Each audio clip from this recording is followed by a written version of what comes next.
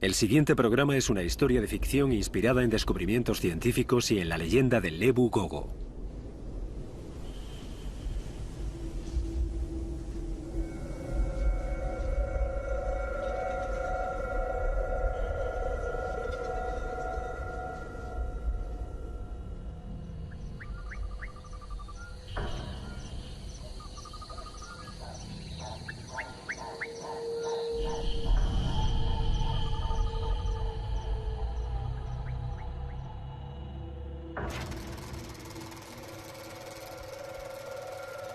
En 1977, 3 científicos se adentraron en las junglas de Flores, Indonesia, para estudiar aves. Solo uno de ellos regresó.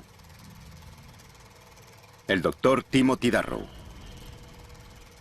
Las autoridades encontrarían posteriormente a uno de los miembros desaparecidos del equipo. Su cadáver estaba descuartizado y prácticamente irreconocible. Los investigadores nunca encontraron los restos de la otra víctima. Tim Darrow fue acusado de doble homicidio y hubo sospechas de canibalismo.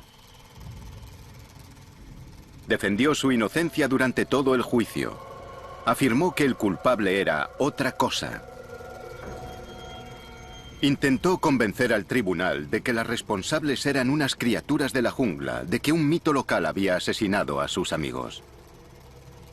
Nadie creyó a Tim Darrow, lo que decía haber visto, lo que afirmaba que había matado a sus amigos. En 2013 se recuperaron 3 rollos de la película de la expedición Darrow. Se muestran por primera vez. Lo que él dijo haber visto era imposible.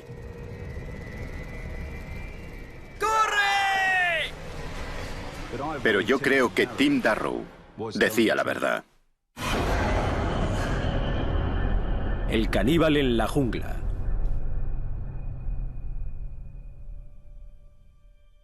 Tim fue el primero de la familia que estudió en la universidad y obtuvo el título, era científico. Era el mejor hermano mayor del mundo. Cuando nos enteramos de los crímenes de los que había sido acusado, no podíamos creer que hubiese podido hacerlo. Yo describiría el caso de Tim Darrow como el equivalente en Indonesia a su juicio de O.J. Simpson. Atrajo una enorme atención en su momento. Darrow, un ornitólogo estadounidense, fue condenado por el asesinato de un compañero científico, Gary Ward, y de su guía de campo indonesio, Drajat Saputra, o Reggie, como lo llamaban. Pero no solo los mató, practicó el canibalismo. Por eso le dimos ese sobrenombre en el periódico, el caníbal americano. Caníbal americano culpable. El cadáver del Dr. Ward nunca se recuperó. Pero los investigadores sí lograron localizar el cadáver de Drajat Saputra. Fotografías de la policía indonesia, 1977. Presentaba varios huesos fracturados. Había marcas de cortes en los huesos. La cabeza estaba aplastada y abierta. Faltaban partes de su cuerpo. Y que le hubiese hecho algo así a un ciudadano indonesio generó una tremenda indignación pública. Lo que pensé al saber lo de Timothy Darrow fue que asaltarían la embajada. No exagero si digo que nos preocupaba cómo afectaría el caso a nuestra posición en la región. Debemos recordar que lo condenaron por matarlos con una piedra. Fue algo salvaje lo que les hizo. Los indonesios decidieron no ejecutarlo, que era más de lo que podíamos pedir, ya que nunca se retractó de su versión de lo ocurrido. Darrow salió de la jungla cubierto de sangre, contando una historia de fantasmas. Era un mito. Toda su coartada era un mito. No convenció a nadie de nada, salvo de que era un hombre muy enfermo y muy perturbado.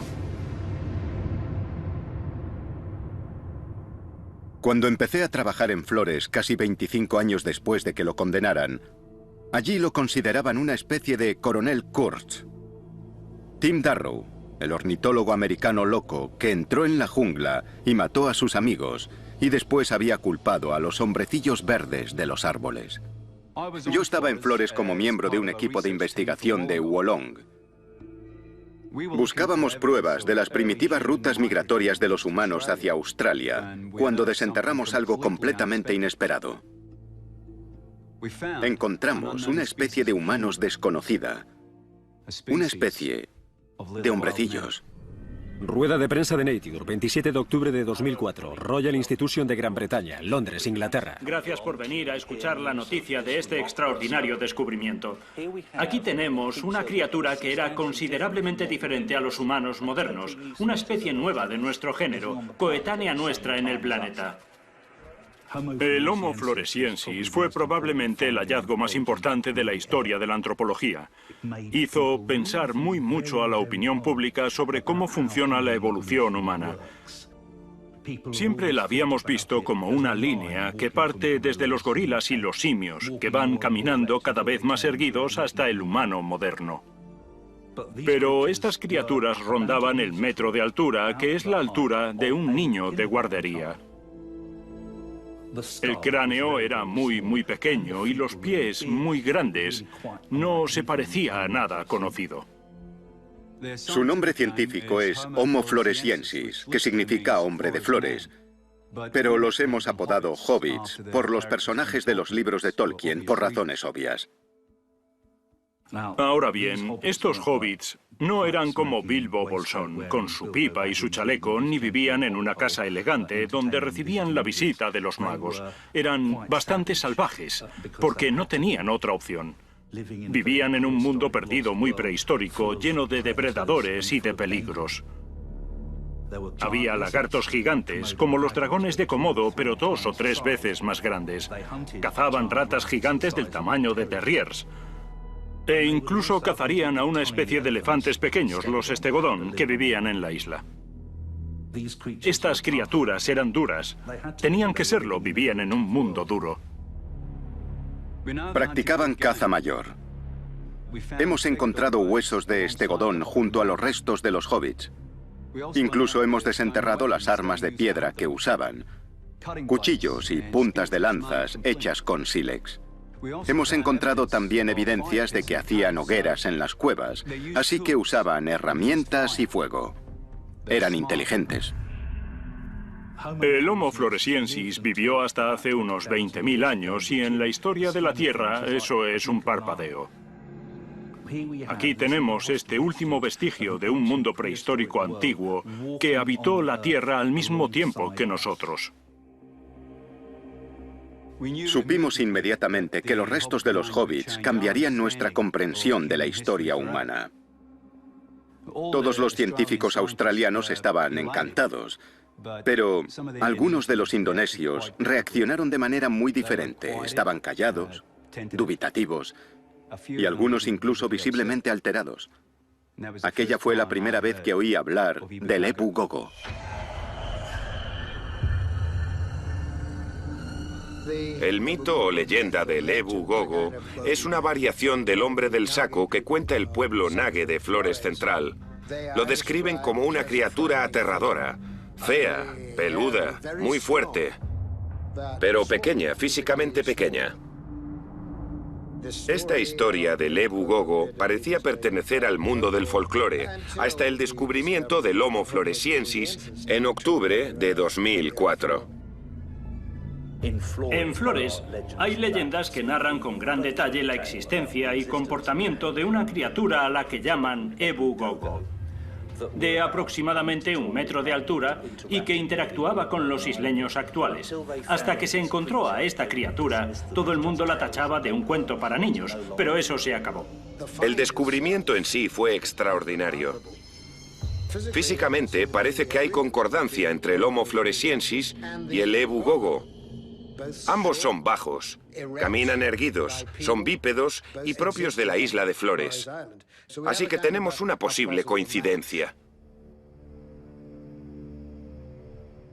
¿Era posible que el mito fuese real? ¿Que el Ebu Gogo fuesen los hobbits que encontramos? Isla de Flores, Indonesia, 2005. Eso fue lo que empecé a investigar.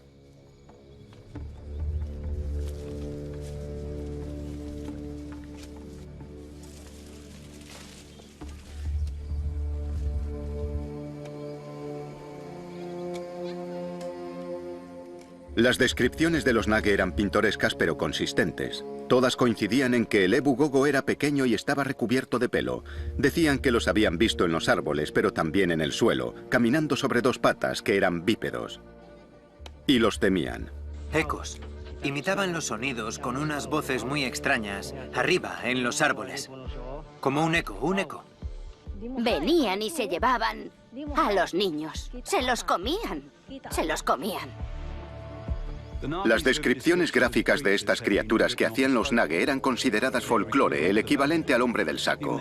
Incluso pese a que los Nage decían que no los habían visto en más de 100 años. Pero otros decían haber visto al Ebu Gogo más recientemente. Un científico estadounidense que había encontrado su aldea en 1977. Usted estaba presente el día que Tim Darrow salió de la jungla y llegó a su pueblo. ¿Cómo se encontraba? ¿Puede contarnos cómo estaba él? Estaba cubierto de cortes, tenía la ropa destrozada y estaba cubierta de sangre. Se desplomó poco después. ¿Y les contó qué le había ocurrido en la jungla? ¿Contó algo? Ebu Gogo. Fotografías del escenario del crimen de la policía indonesia. Ebu Gogo. 1977. Esta es la piedra afilada que se encontró en el cadáver del señor Saputra. Las autoridades relacionaron a Tim con el crimen al encontrar esto en su mochila. Estas dos piedras fueron las pruebas clave que utilizaron para acusar a Tim, aunque en realidad no sabemos qué le ocurrió a Gary Ward, puesto que su cadáver nunca apareció. Pero aquí es donde la cosa se pone interesante. Esta es una fotografía de unas piedras afiladas que encontramos entre los restos de los hobbits en 2003. Son las armas que los hobbits utilizaban para cazar. Las descubrimos más de 25 años después del juicio de Darrow. Y como ven, son idénticas a la presunta arma del crimen.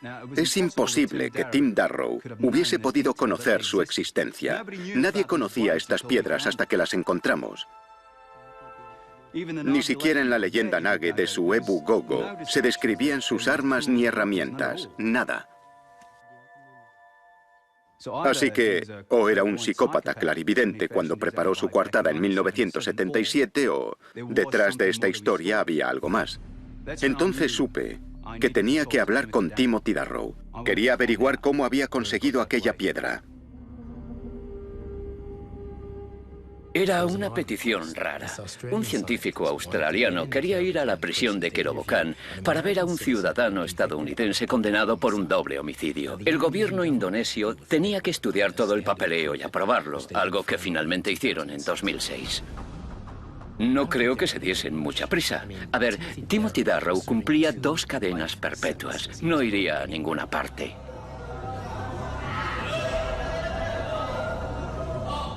Darrow estaba encarcelado en Kerobokan. No es el lugar al que te envían para rehabilitarte. Allí te envían para que mueras.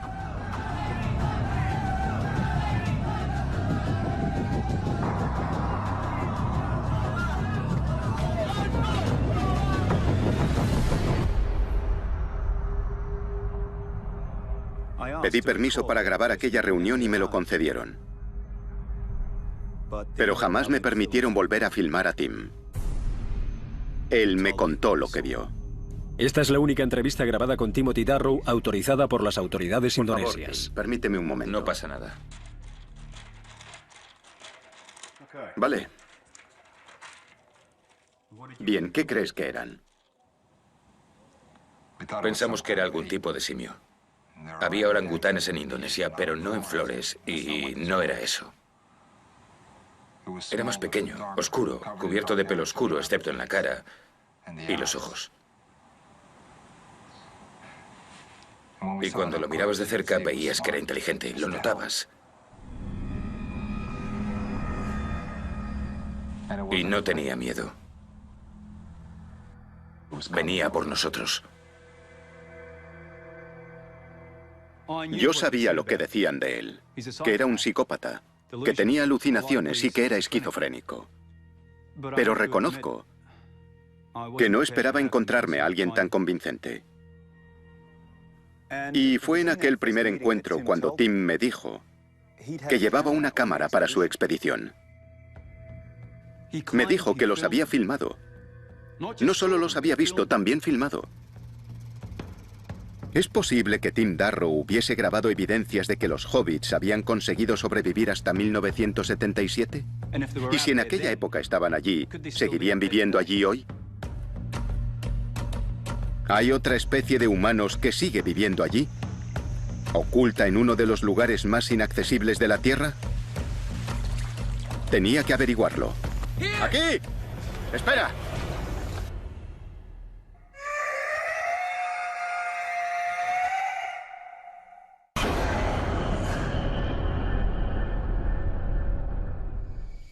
Isla de Flores, Indonesia, 14 de agosto de 2012.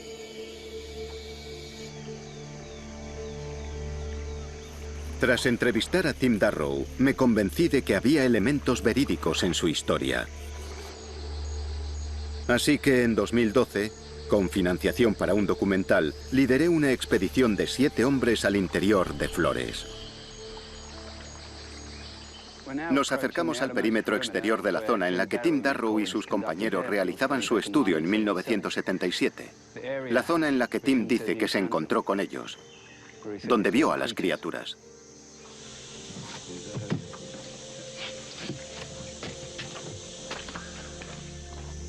Nuestro objetivo era simple: rehacer los pasos de Darrow y buscar evidencias de una población de Homo floresiensis. Pero ¿por qué emprender una expedición cuando muchos la consideraban inútil? Porque siguen apareciendo mamíferos que creíamos extintos. El saola, por ejemplo. Una especie bovina que se creía extinta hace mucho tiempo debido a la caza para conseguir sus cuernos. Una trampacámara captó imágenes de un ejemplar de esa especie el año pasado. El cupri es otra. Se creyó extinto durante casi 1000 años, pero se descubrieron ejemplares vivos en la jungla camboyana. Encontraron la manera de sobrevivir en zonas inexploradas. ¿No podría pasar eso con los hobbits? Incluso hoy, cuando creemos que los científicos han mirado detrás de todos los matorrales y que han sacudido todos los árboles, siguen apareciendo animales grandes que nunca habían sido descubiertos. Así que no sería descabellado pensar que pueda haber unas criaturas humanoides pequeñas, desconocidas, que vivan en alguna jungla. Si estaban allí, debía encontrarlas. Y un hombre tenía la clave. Yo había hablado con el Dr. Hornbeck en varias ocasiones acerca de los artículos que escribí sobre la historia de Darrow. Quería saber todo lo que yo recordaba. Incluso lo derivé a un par de mis viejos contactos cuando pidió información adicional. El caníbal en la jungla.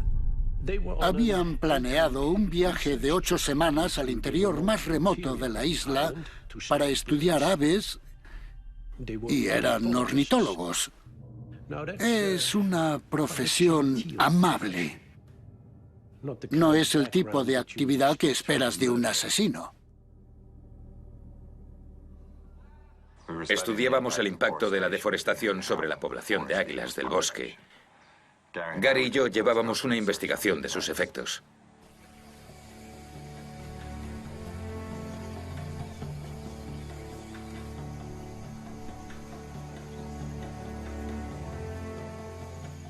Era complicado llegar hasta la zona de estudio. Estaba allí, pero... amigo... era preciosa. Reggie era nuestro ayudante, pero se había convertido en un compañero y amigo.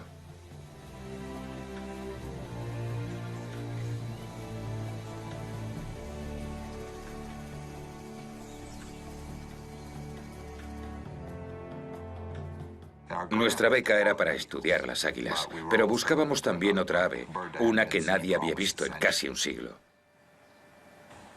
El autillo de Flores. Se creía que se había extinguido. Pero Reggie nos juró que lo había visto en otra expedición. Así que esperábamos encontrarlo. Grabar su llamada o incluso filmarlo.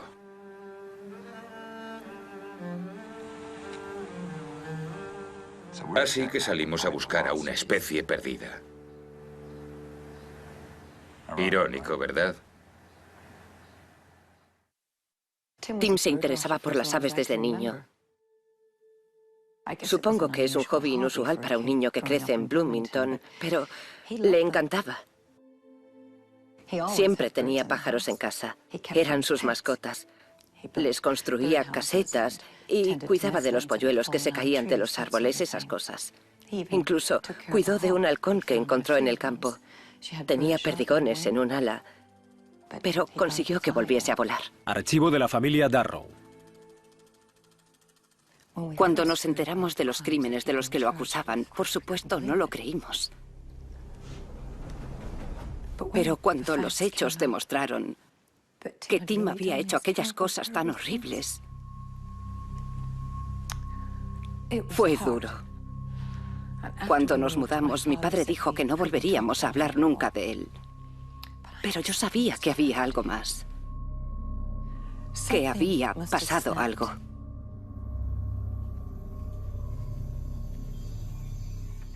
Yo fui el primero en verla. Espera. La marca. No se ven cosas perfectamente simétricas en la jungla. ¿Qué es esto? Dudamos de si lo habían hecho seres humanos. Nos preocupaban los cazadores de cabezas, porque habían estado allí hasta apenas una generación antes. Pero la altura no parecía correcta, estaba muy cerca del suelo.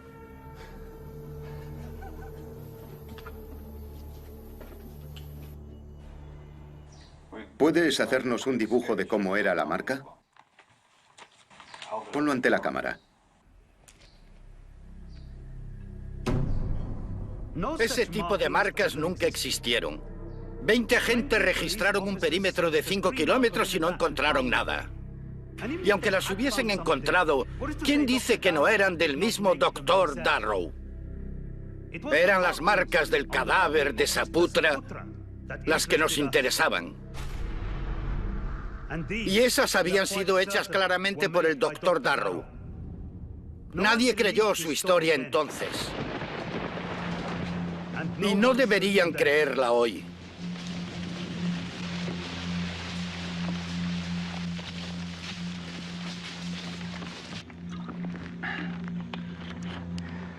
Seguir el mapa que Tim nos ha dado está resultando ser más difícil de lo que imaginaba.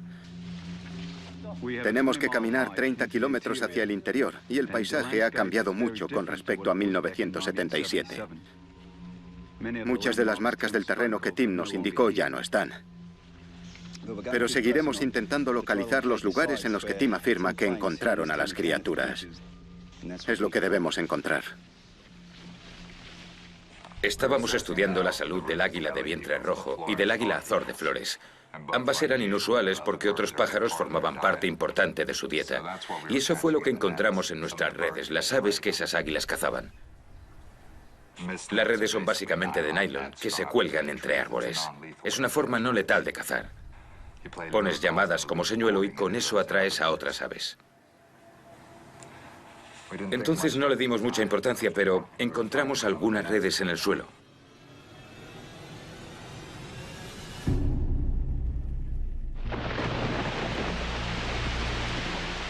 Ah, este es el río que Tim nos dijo.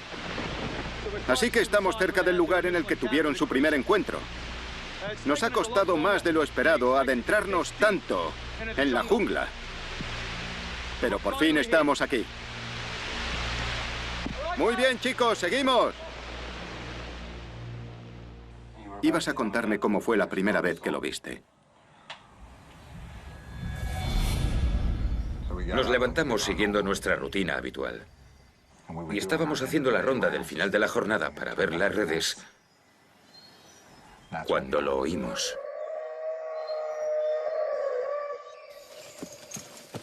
¿Has oído eso? Sí. Vamos a buscarlo.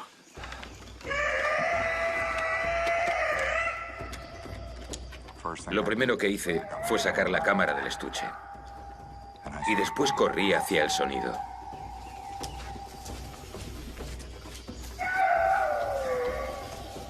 Llegamos a donde habíamos colocado una red aquella mañana y estaba en el suelo. Entonces, algo llamó mi atención. Vi marcas en los árboles. No estaban allí cuando habíamos colocado la red. Gary lo vio primero. ¡Arriba, arriba, arriba! ¡Grábalo, grábalo!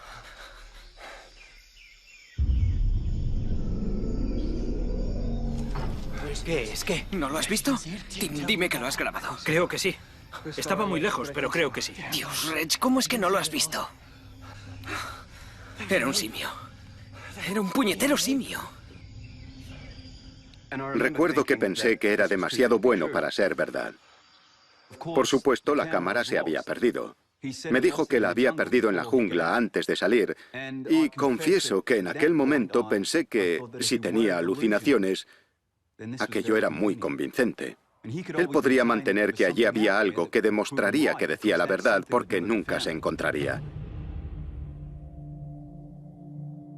Tim estaba convencido de que su cámara había desaparecido, pero las grabaciones de audio, las que decía que tenían de la llamada de la criatura, tenían que haber sobrevivido. Me dijo que su grabadora debió de pasar por las manos de las autoridades en algún momento. Estaba en la misma mochila que el sílex que presentaron en el juicio, así que me puse a investigar. El doctor Hornbeck me dijo lo que buscaba y yo le respondí que no recordaba los objetos que se recuperaron en su momento. Todos los objetos que recuperaron en la jungla y que no fueron pruebas en el caso, nos los devolvieron después del juicio. Llevamos a cabo una inspección superficial, los embalamos y los devolvimos a su Universidad de Illinois. ¡Aquí! ¡Vamos, venid aquí! ¡No te pares! ¡Cuidado! Espera. Más marcas. Son las marcas de Darrow. Vale, pondremos una trampa. Si vuelven a esta zona puede que capturemos algo. ¡Rápido!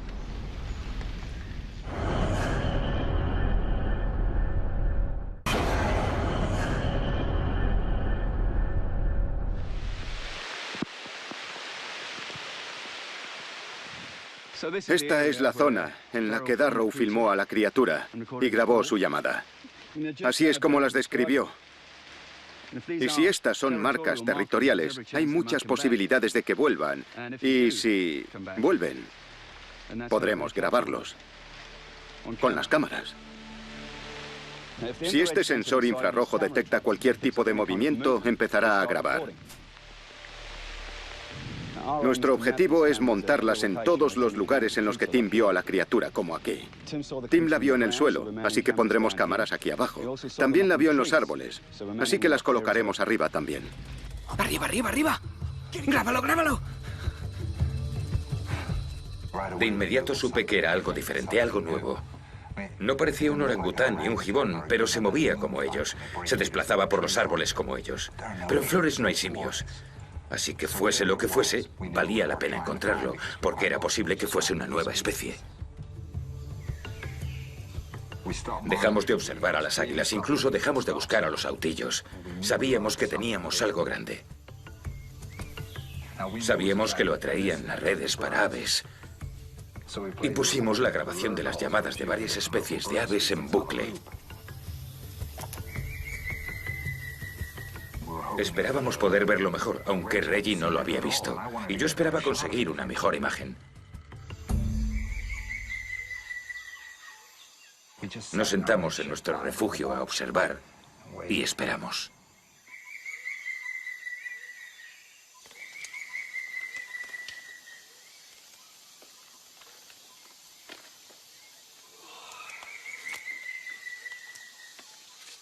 Esperaríamos cuanto hiciese falta.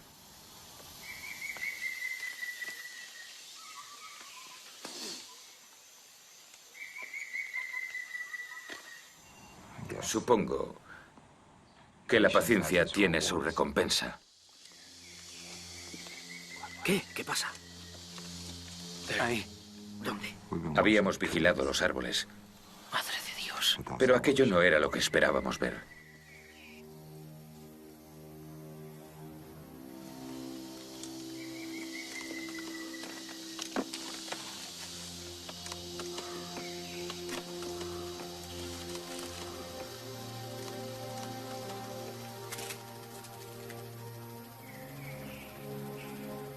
Lo vimos, y él nos vio a nosotros, nos miraba a los ojos. Y recuerdo que se volvió justo antes de desaparecer. Se volvió y nos miró una vez más. Y desapareció de nuevo en el bosque.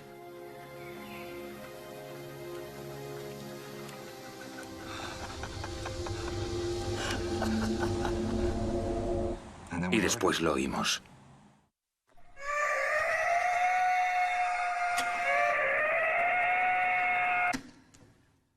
Encontramos la grabadora Nagra.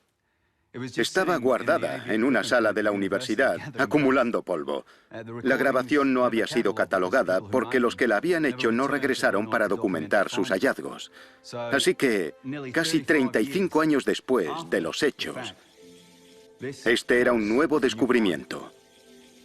Ahora, escuchen esto. ¡Arriba, arriba, arriba!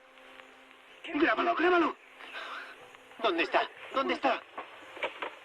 Reg, ¿no lo has visto? Tim, dime que lo has grabado. Creo que sí. Estaba lejos, pero creo que sí. Reg, ¿cómo es que no lo has visto? Era un simio. Era un puñetero simio. Las llamadas grabadas se compartieron con media docena de los primatólogos más importantes del mundo. Y todos coincidieron en que era un primate. Pero ninguno sabía cuál. Así que allí había algo desconocido, al menos en 1977. Y yo pensé que podríamos usar esta llamada para averiguar si sigue allí hoy en día.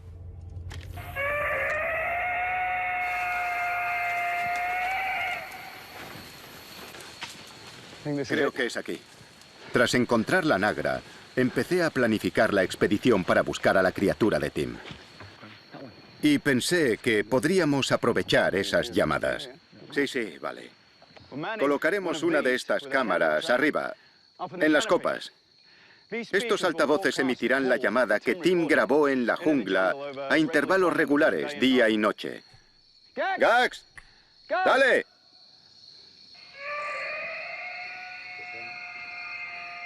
Este es el cebo. Confiamos en que atraiga a alguno. ¡Gax! ¡Otra vez!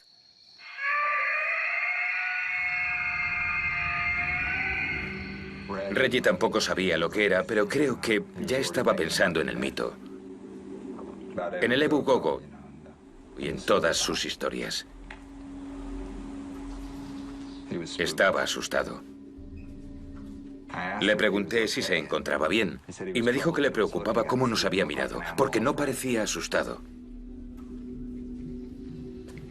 Le dije que solo era curiosidad. Éramos tan nuevos para él como él para nosotros. Le dije que debería estar entusiasmado, que habíamos encontrado una especie nueva y nos haríamos famosos. Y él sonrió. ¡Arriba, arriba, arriba! ¿Dónde? ¡Arriba! ¡Vamos! ¡Rápido, arriba! ¡Ahí arriba! Hemos encontrado una de sus viejas plataformas de observación. Esta es una de las plataformas que Tim Darrow y sus compañeros construyeron hace 3 décadas. Las usaban para observar a las águilas ahí arriba. Subiremos a echar un vistazo.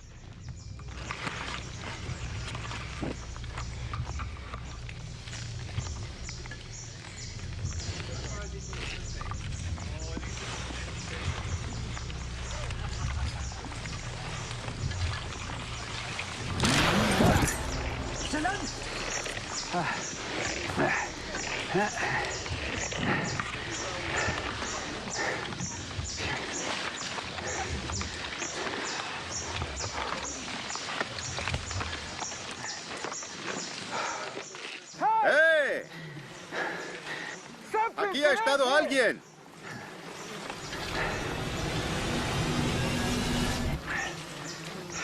Esto es un hueso de una pata. Parece que es de cerdo salvaje. Pero evidentemente no es un animal arbóreo. O sea que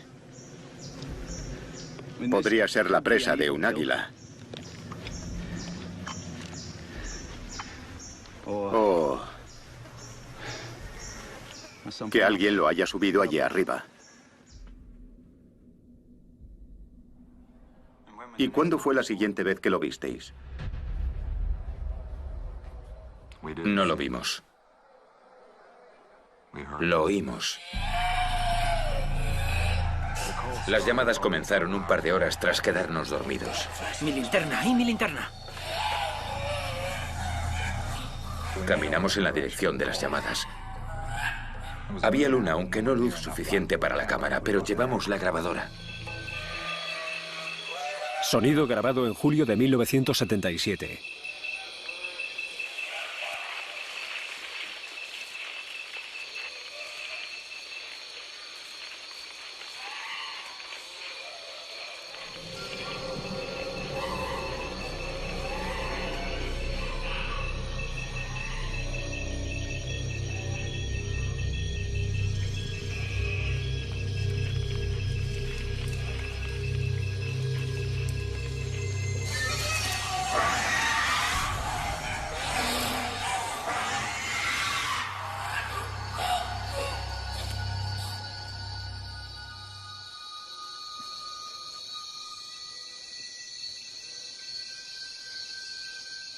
¿Por qué se han callado?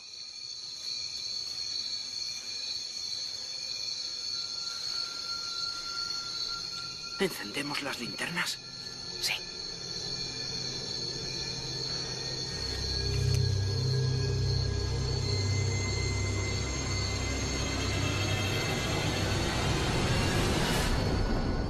Los chimpancés matan con fuerza bruta, despedazan a sus presas, pero eso no fue lo que encontramos.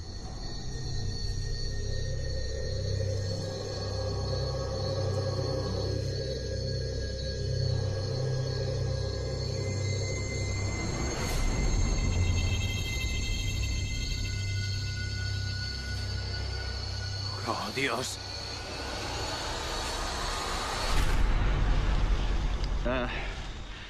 Aquí es donde Tim vio a la criatura en los árboles, por primera vez.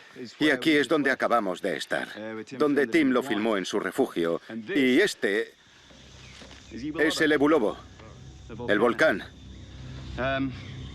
La leyenda de los Nage cuenta que estas criaturas vivían en las cuevas, en la ladera norte.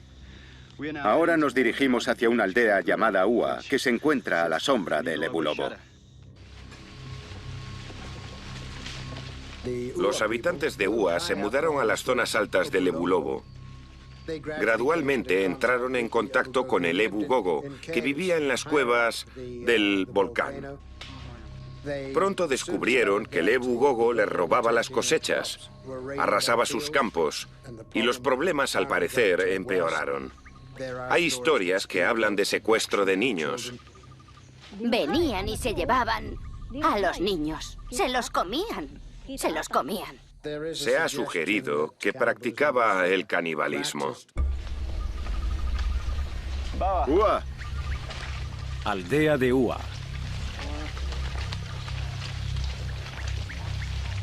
Hola.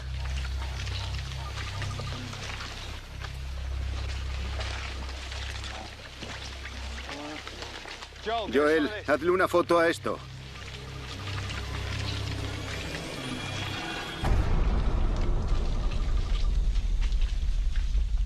¿Qué es esto? Es una advertencia. Si el Ebu Gogo baja al pueblo, los quemará. El Ebu Gogo les recuerda que si la leña puede arder, ellos también.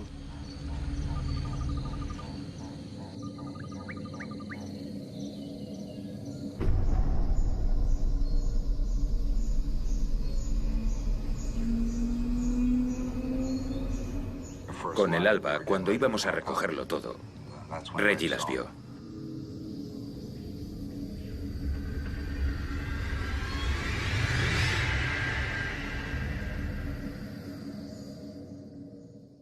Habían entrado en el campamento. Había huellas hacia la entrada como para observarnos.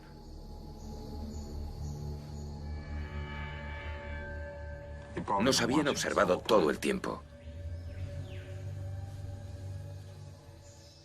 Entonces Reggie dijo: Ebu Gogo. Nos están siguiendo.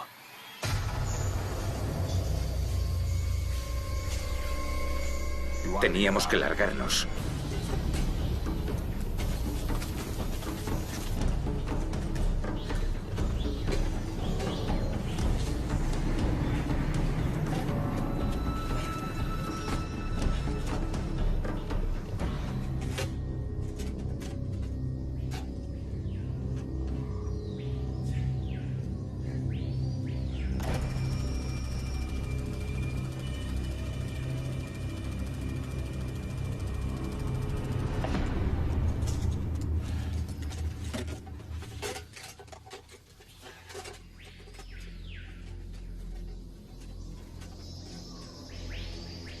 Como ya he comentado, existe la idea de que el Ebu Gogo es una amenaza para los niños, así que se tomó la decisión de intentar matarlos a todos, de eliminarlos.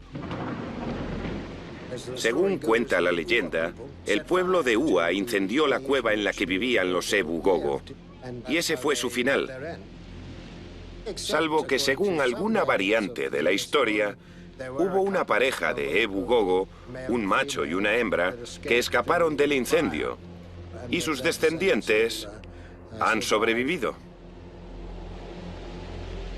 Cuevas del Ebu Lobo. Muy bien, chicos. Preparad las linternas y echemos un vistazo.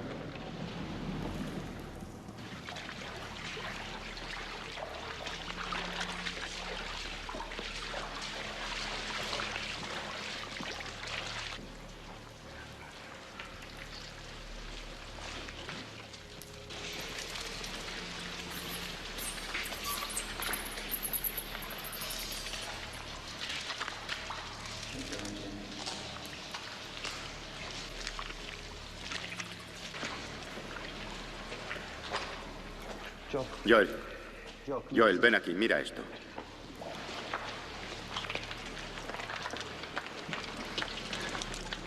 Está carbonizado. Parece el hueso pélvico de un cuadrúpedo pequeño, puede que un cerdo. Y lo han cortado aquí. Son marcas. Esto fue su comida.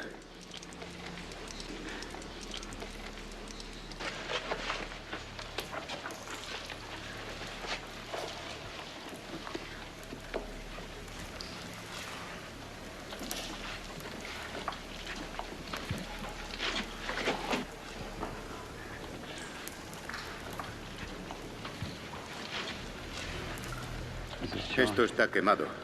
Ha ardido.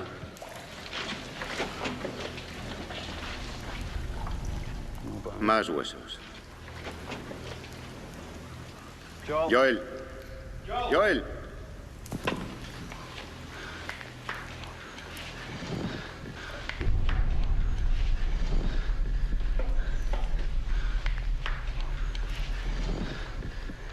Esto es una mandíbula humana. Adulta. Puede que de varón. Se ve que es actual por los empastes de los molares.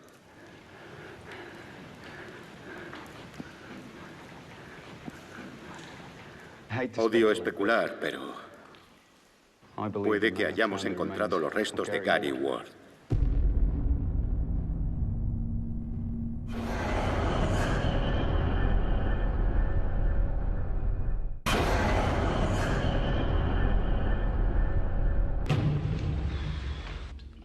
Llegué a Flores para buscar a una criatura involucrada en las muertes de 2 científicos hace 35 años. Jamás pensé que encontraría los restos de uno de ellos.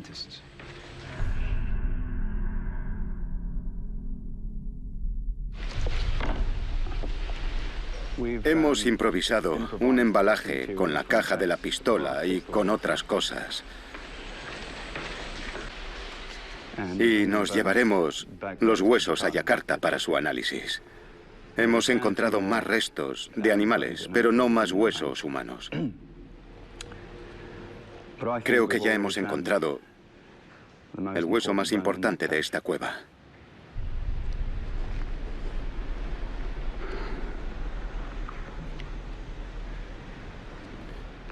No puedo.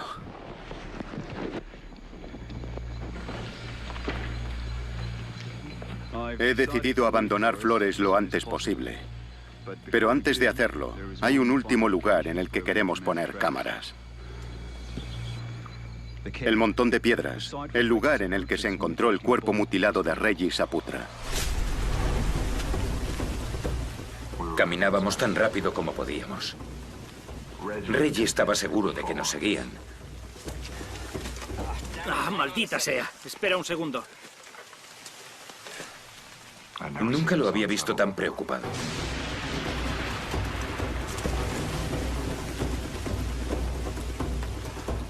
Él era de Flores. Conocía la jungla mejor que nadie.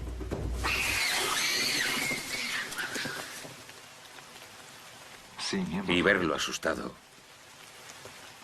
me asustó a mí. Aquella noche nadie quiso hacer fuego. No usamos el hornillo de camping. Tomamos tiras de carne seca untadas con mantequilla de cacahuete.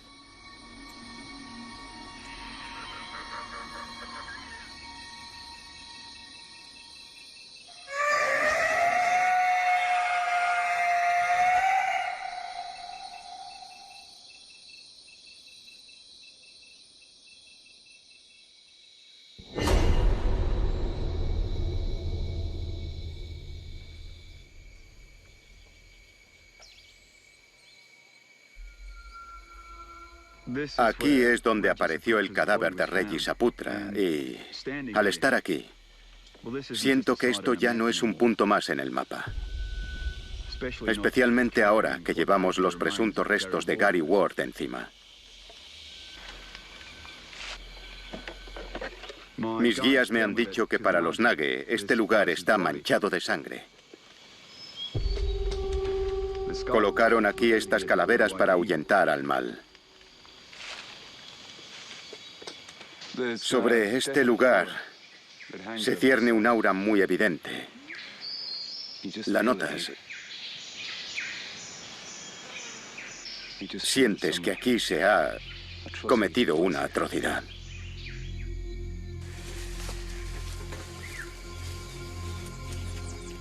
Esa tarde volvimos a lugares familiares. Llegamos a la plataforma, al centro de nuestra zona de estudio. Recuerdo que sentí una sensación de alivio al volver a nuestro territorio, al ver un lugar familiar.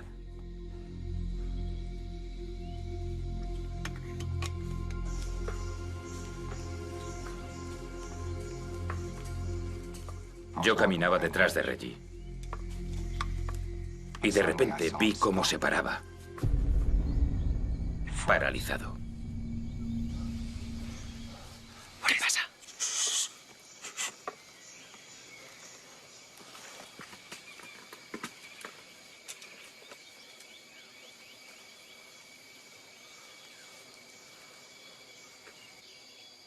Entonces entendí por qué se había parado.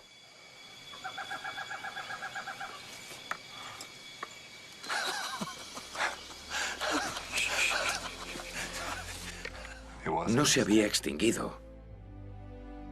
Lo habíamos encontrado. Éramos las primeras personas en casi 100 años que veían el autillo de Flores.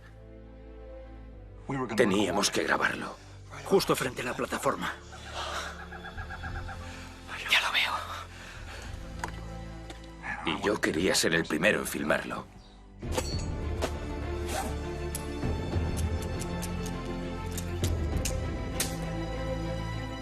¿Listo? Nunca había trepado tan rápido a un árbol.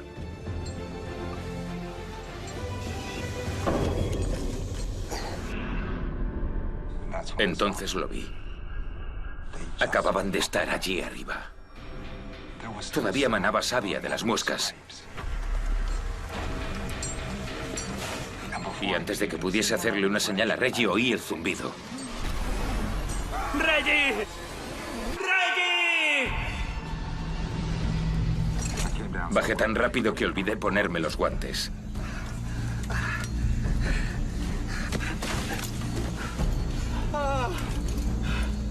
No sabía lo que había pasado. Creí que había sido algún fallo del material o algo así. Tal vez la cuerda se había roto.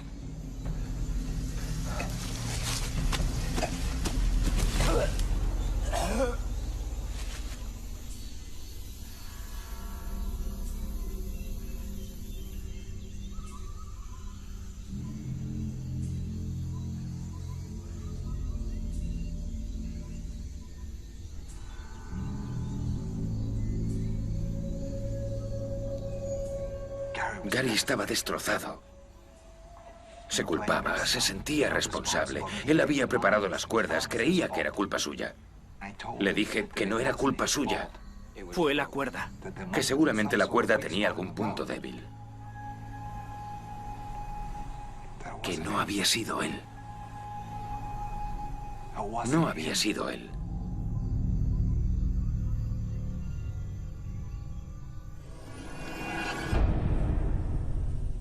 La cuerda que encontramos en el lugar del crimen había sido cortada, y el señor Darrow la cortó, tal y como cortó el cadáver del señor Saputra tras su caída, antes de descuartizarlo. La historia de los cortes en las manos, del fallo del material, del Ebu Gogo y todo eso fue un intento de engañar a los investigadores y a sí mismo. La evaluación psiquiátrica realizada en su momento determinó que su historia era una tentativa de evitar la asunción de culpa. Pero, ¿cómo podía haber cortado la cuerda si Gary Ward lo estaba observando? Los investigadores creen que el Dr. Darrow mató primero al Dr. Ward antes de cortar la cuerda del señor Saputra.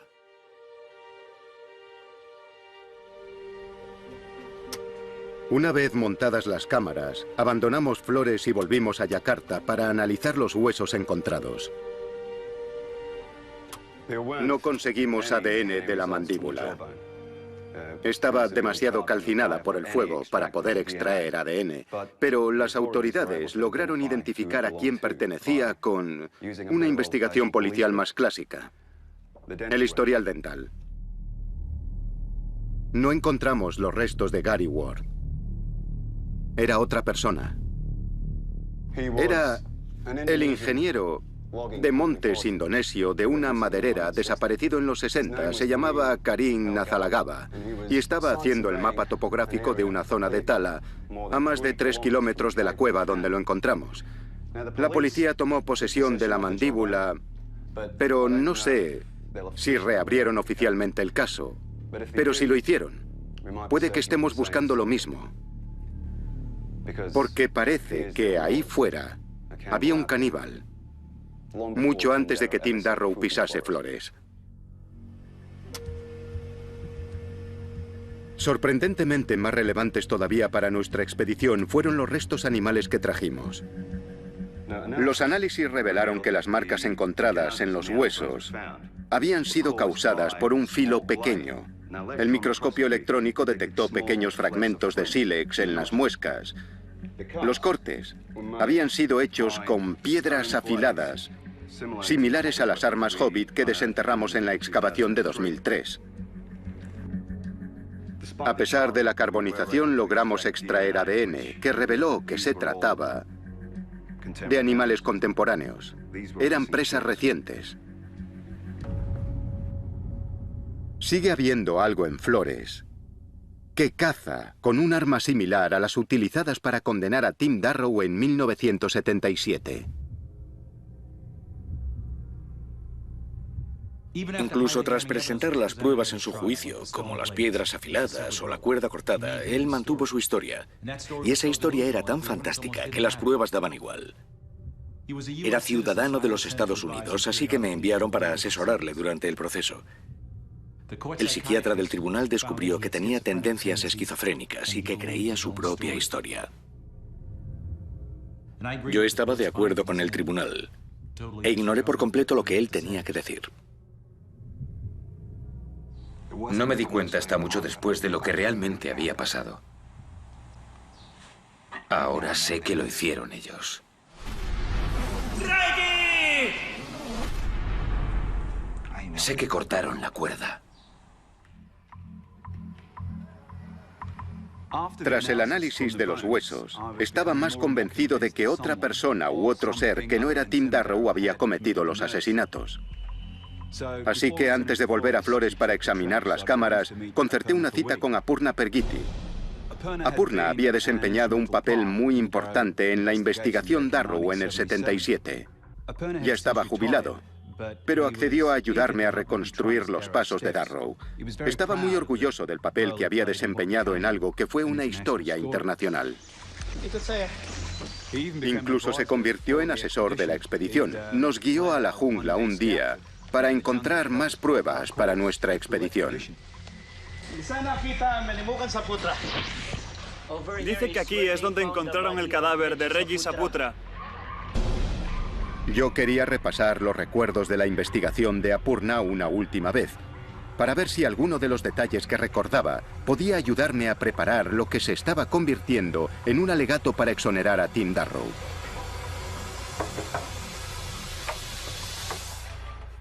Hola. Hola, Richard. ¿Qué tal? ¿Todo bien? Sí, gracias. Adelante. Gracias. Insistió en mostrarme algo. Algo de cuando trabajó en el caso Darrow. Tenía una copia del VHS del reportaje de la cadena de noticias nacional de Indonesia. Y salía en él.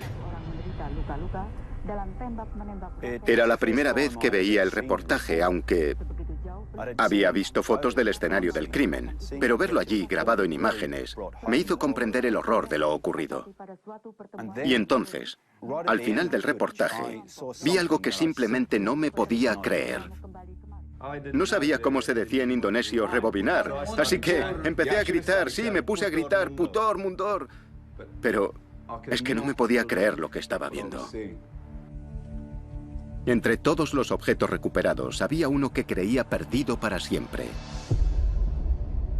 La cámara. La cámara de vídeo que Tim dijo haber perdido al salir corriendo de la jungla estaba allí. La habían encontrado a un centenar de metros del campamento. Ni en el consulado ni en la universidad constaba que hubiesen recibido la cámara de Tim. Así que solo tenía una esperanza. Y era que, siguiendo el protocolo, todos los efectos personales hubieran sido enviados a su familia. Pero no había constancia del lugar al que la familia se había mudado de Bloomington, Illinois, tras la condena de Tim. Era como si hubiesen desaparecido, junto con la posibilidad de demostrar que la historia que llevaba más de 30 años contando pudiera ser la verdad.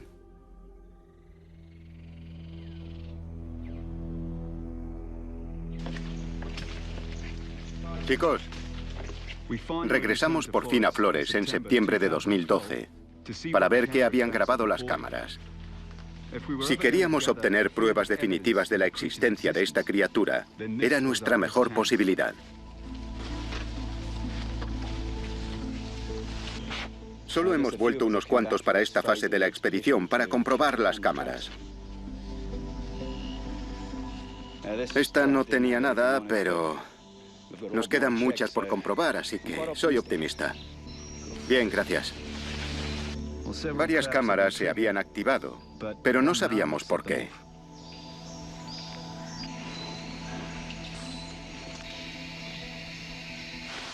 Tenemos más cámaras que revisar en los próximos días, así que tal vez encontremos algo.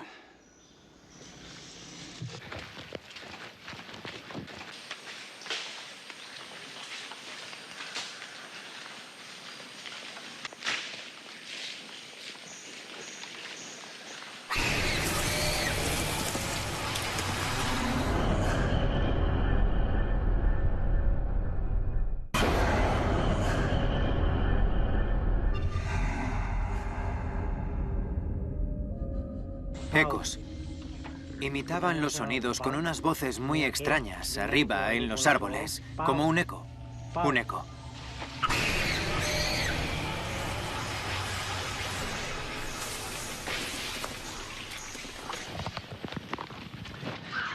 No, eso es un macaco. Ese ruido de los árboles lo han hecho los macacos. Habría algo que no les gustaba. Una pitón, un águila, tal vez. Sí, probablemente solo ha sido una llamada de alarma. Vale, venga.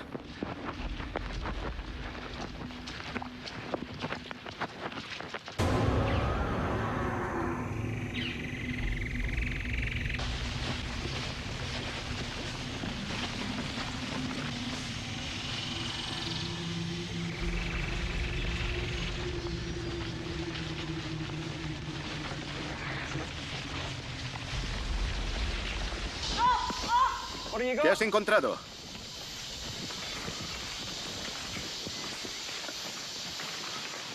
¿Ahí?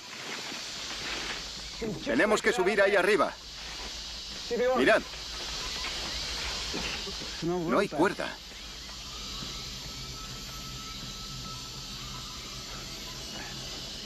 Dada la proximidad al montón de piedras y que no hay cuerdas, este debe de ser el árbol desde el que cayó Saputra. Vamos, chicos.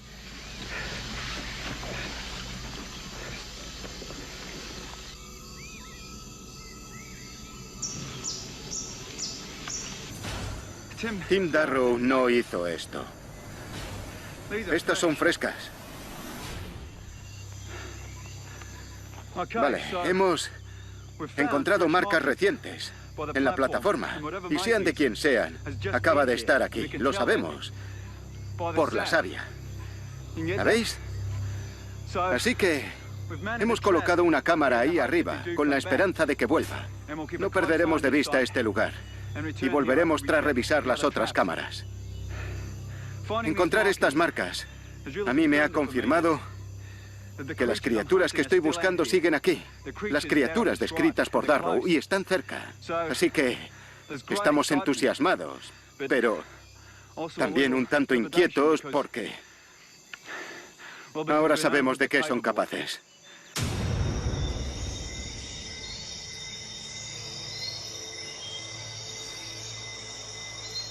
Pasamos la noche sentados junto a Reggie. En parte por el shock y en parte por los dragones. No hay muchos comodos en las tierras altas, pero alguno hay. Y pueden oler a un animal muerto a kilómetros.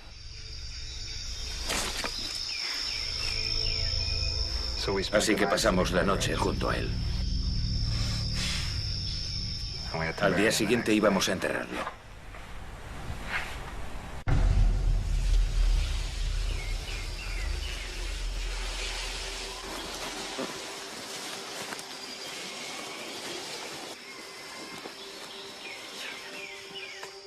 Teníamos que enterrar a Reggie.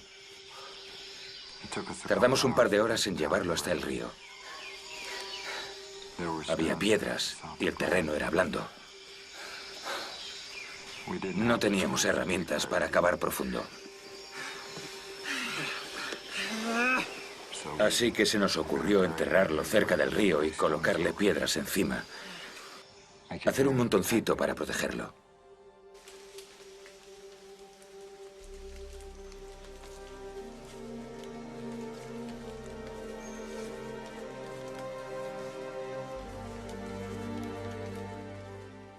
Ni Gary ni yo éramos especialmente religiosos, pero hicimos una cruz con ramas.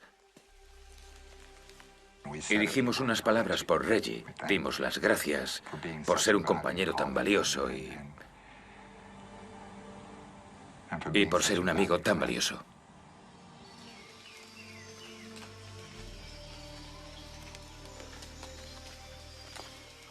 Yo tenía la cámara. No sabía si eso ayudaría a localizar la tumba más adelante, ni si la familia querría recuperar su cadáver. Tal vez, si podía enseñarle algo a su madre, la consolaría de alguna manera.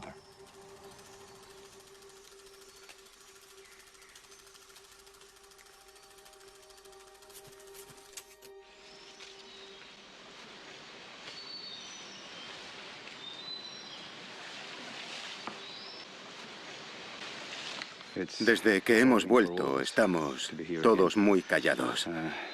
Los hombres no quieren montar el campamento aquí, y entiendo sus reticencias, así que nos adentraremos para montar el campamento.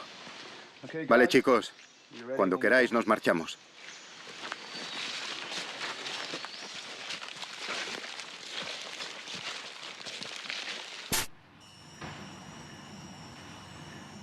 Hemos acampado para pasar la noche.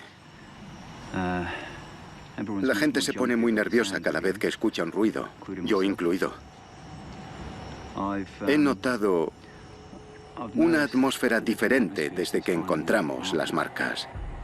Estos hombres han crecido con esas historias y es demasiado para ellos. Obviamente estoy deseando ver el resto de las cámaras, pero creo que estos hombres solo quieren acabar y largarse.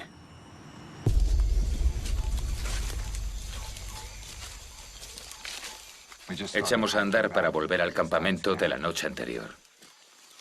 Era como si caminásemos sonámbulos. Seguíamos en estado de shock por todo aquello.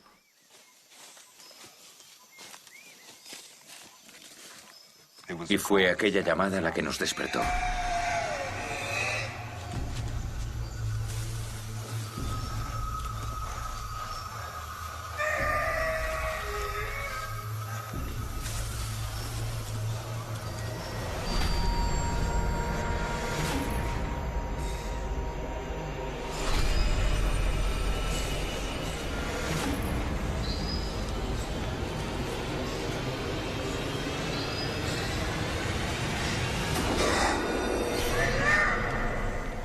Lo vimos marcharse por el sendero de atrás. Vuelve a por Reggie.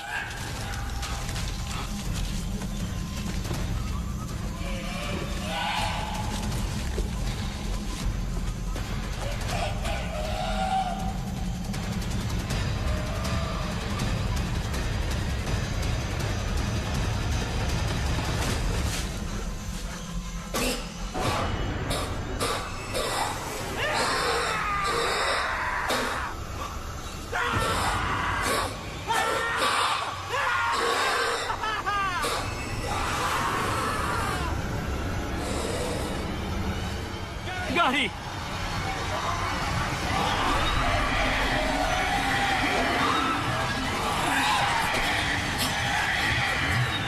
¡Corre!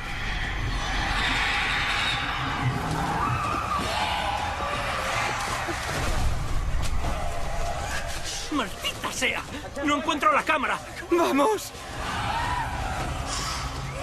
¡Nos cortan el paso! ¡Por aquí! ¡Vamos!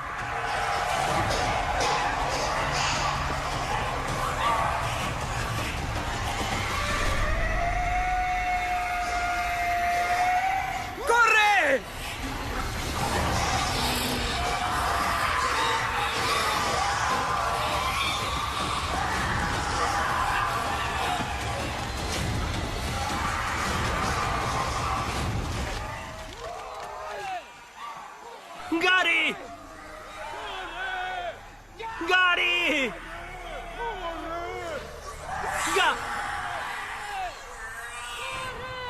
Creí que era un eco.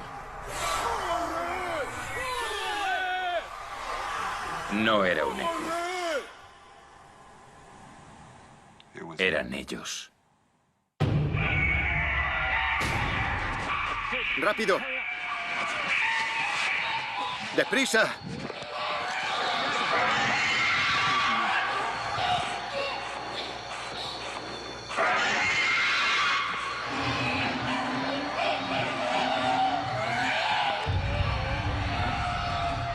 ¿Veis eso? ¿Veis eso? No, no, no, no os acerquéis a los árboles. ¡No!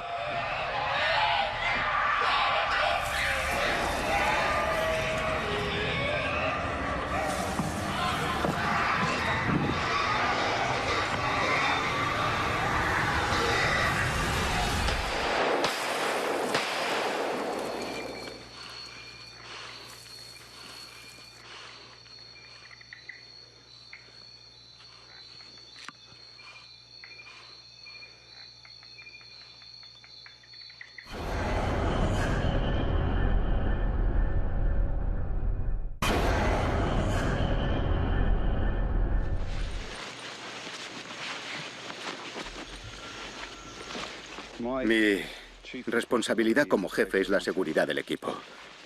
Y para ser sinceros, yo tampoco tengo ganas de quedarme. Volvemos a casa. Vámonos, ¿eh?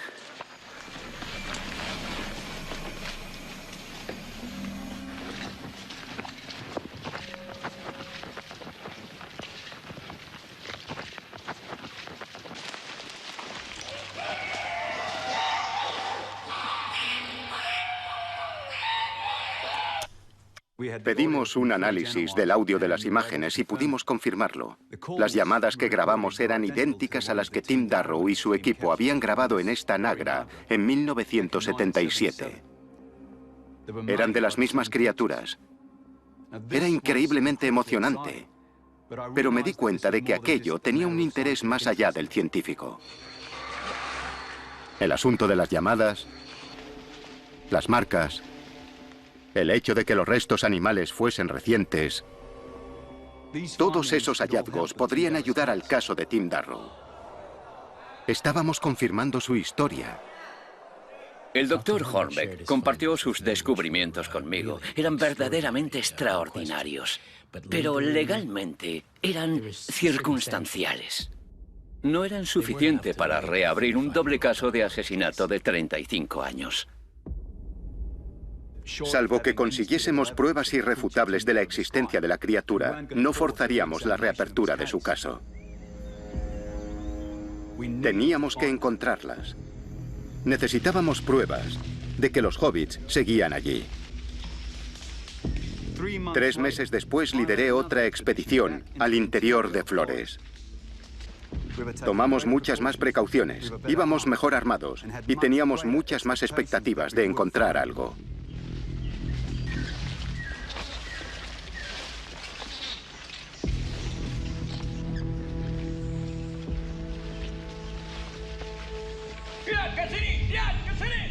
¿Qué? ¿Qué pasa?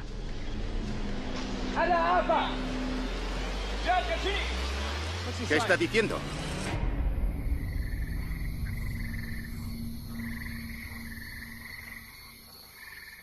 Recuerdo que estaba allí, agachado en medio de la jungla, en total oscuridad.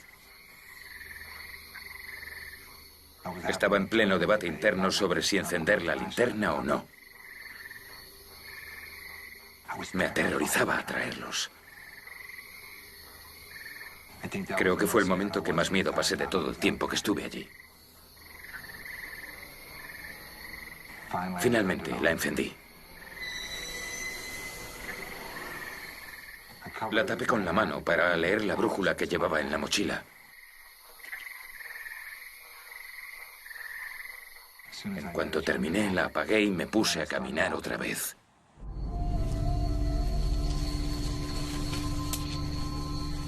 Y seguí caminando. Y caminando. Hasta que ya no pude caminar más.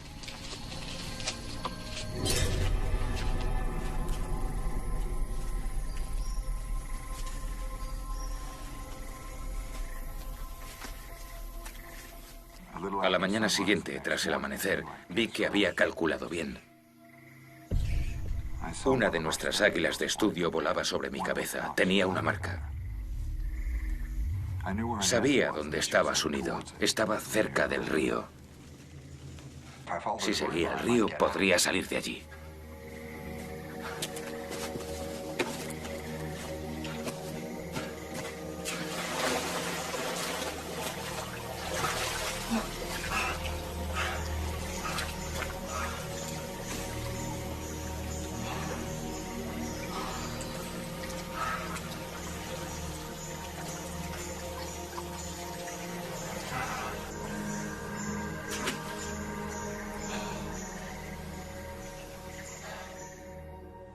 Seguí una especie de canal lejos de la orilla y de los árboles.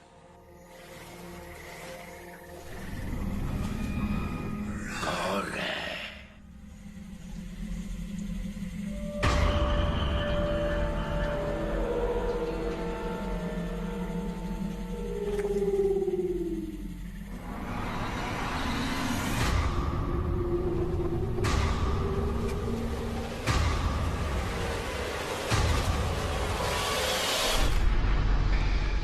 Ahí arriba hay algún problema. No estoy seguro porque no les entiendo, así que subiré a ver.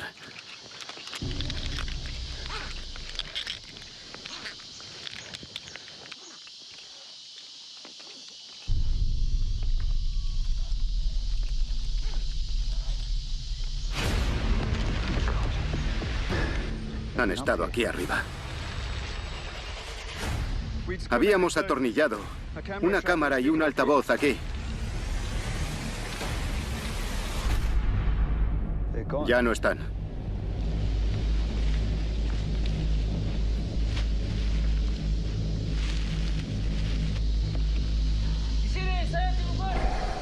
¿La tienes?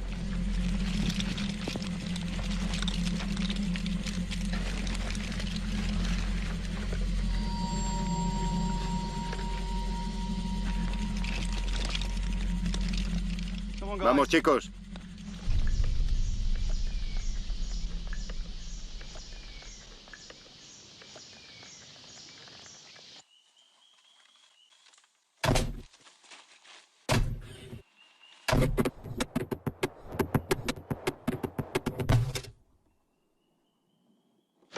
Algo ha sido capaz de arrancar esta trampa del árbol. La ha arrancado a casi 30 metros de altura.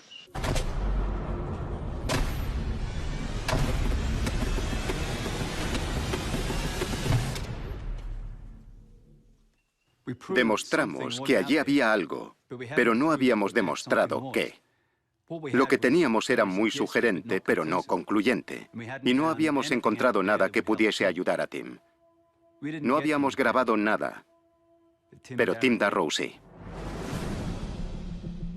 El doctor Hornbeck me comentó que estaba intentando encontrar a algún miembro vivo de la familia de Timothy Darrow. Los padres habían fallecido años antes, así que por medio del Departamento de Estado encontré a su hermana. Su nombre de casada era Susan Clemens y teníamos una dirección en Parsons, Kansas, y un número de teléfono. Tardé bastante en hablar con ella por teléfono. Y cuando lo hice, le expliqué que tenía razones para creer que Tim había dicho la verdad.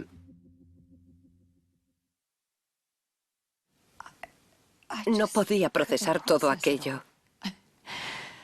Él había visto a mi hermano y mi padre no nos dejaba ni pronunciar su nombre. Era como si hubiese muerto.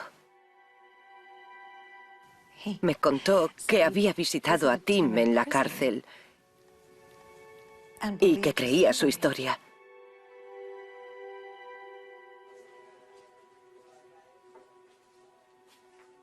Nosotros no podíamos ni pronunciar su nombre.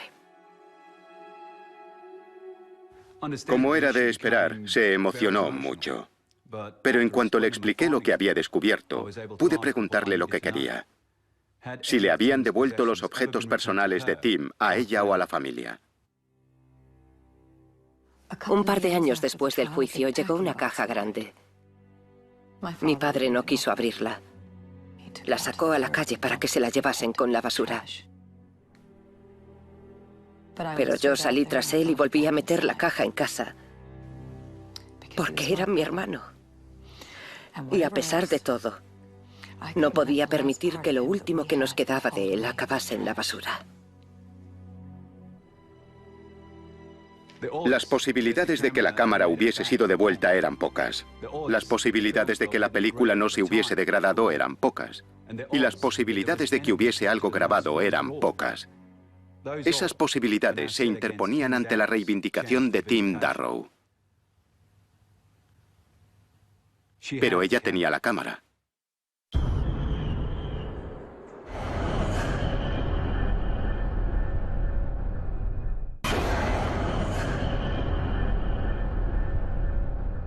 Estas imágenes filmadas en 1977 durante la expedición Darrow se muestran íntegras por primera vez en televisión.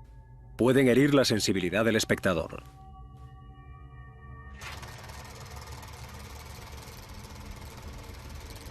Se recuperaron 3 rollos de película de la cámara Super 8 de Tim Darrow.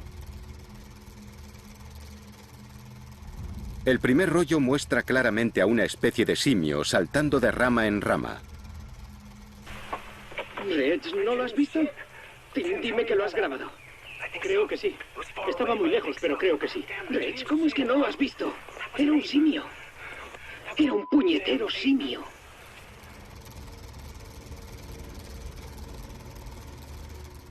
El segundo rollo estaba grabado desde el parapeto en el que se refugiaron para atraerlo. Y en él, claramente, vemos a una criatura que caminaba sobre dos patas. Ahí abajo.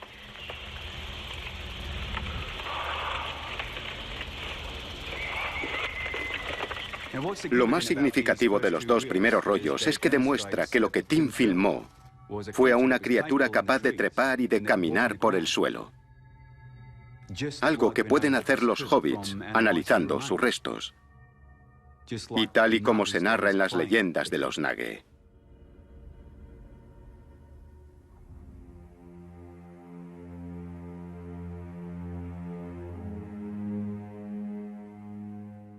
Eso es exactamente lo que ha generado un enorme debate. Hay varias teorías al respecto. Se especula con que podría ser un simio pingoide, un pariente del orangután. O podría ser una población de orangutanes desconocida que ha evolucionado en Flores con características inusuales. Hay otra teoría, que era una subespecie de macaco con una variación en la coloración y bipedación secundaria. Lo único que no se debate es que esta criatura no había sido vista nunca. ¿Mi interpretación personal? Yo creo que lo que Tim Darrow filmó es de la misma especie que los restos que nosotros desenterramos en las cuevas.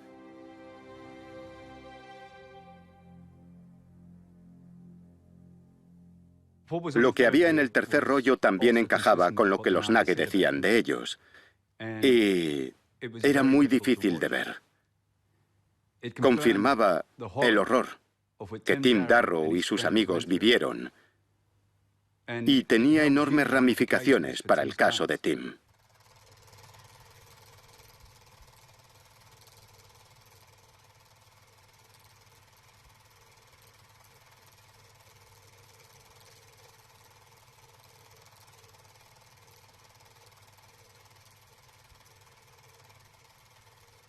Las películas son, sin duda, una razón de peso y parecen corroborar el relato de los hechos de Timothy Darrow. Así que, basándonos en ellas, solicitamos su visionado ante un tribunal de los Estados Unidos y presentamos una solicitud formal ante el gobierno indonesio para extraditar a Timothy Darrow. Cuando conocí a Tim en el hospital, mi propósito era aconsejarlo.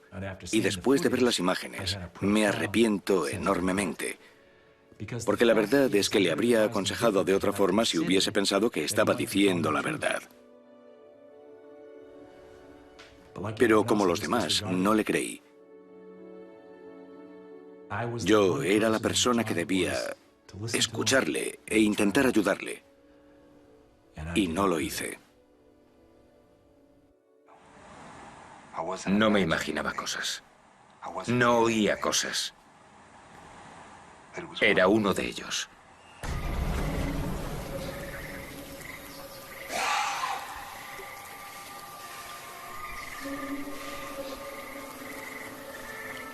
Se quedó allí un minuto sin moverse.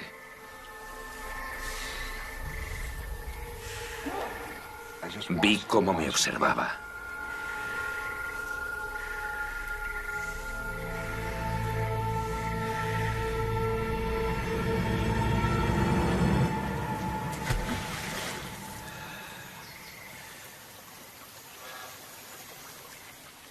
Es el último recuerdo claro que tengo de aquello. En todas las ocasiones que hablé con Tim, ni una sola me preguntó si le creía. Y lamento enormemente no haberle dicho que sí. El doctor Timothy Darrow falleció en la cárcel de Kerobokan el 3 de febrero de 2013, 9 meses antes de que se encontrase su cámara.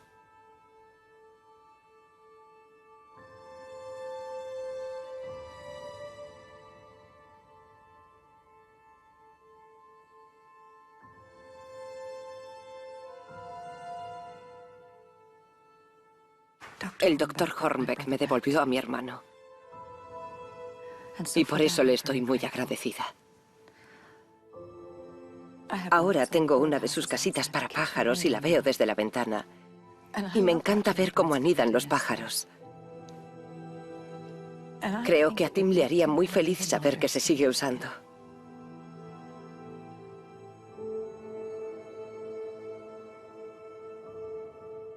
Me parecía muy importante que Tim fuese recordado como científico, recordado por sus descubrimientos. En junio de 2014, un equipo científico filmó al Autillo de Flores. Lo filmaron y grabaron sus llamadas.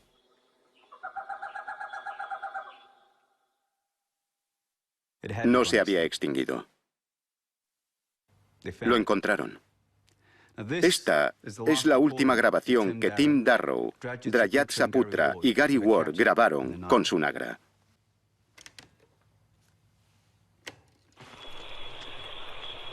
En enero de 2015, el Diario de Ornitología Internacional reconoció a Timothy Darrow, a Gary Ward y a Drayat Saputra por sus grabaciones del Autillo de Flores de 1977. El artículo publicado en reconocimiento de sus hallazgos fue presentado en su nombre por el doctor Richard Horbeck. En cuanto a ellos, ¿cuántos quedan allí fuera? Flores ha cambiado mucho, incluso durante el periodo de nuestra expedición. Y los bosques desaparecen. Así que, sea cual sea la criatura que filmó, Tim Darrow puede que fuese el último en verla. Pero no será el último que vaya a buscarla. Yo sigo buscando.